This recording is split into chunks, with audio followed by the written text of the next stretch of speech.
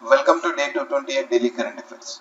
Coming to today's first news, edible oil prices likely to ease by December, said by official, said by Food Secretary.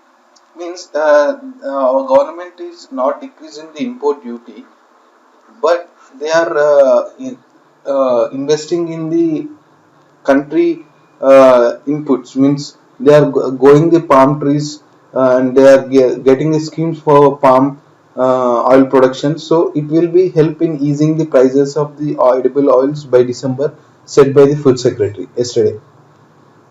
KCR pitches for IIM triple IT in state.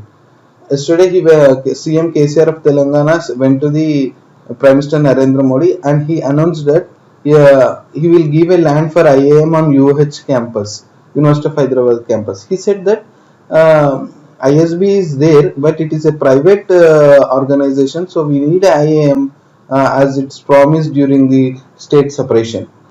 Coming to last news, Japan's PM Suga steps down, set stage for new premier.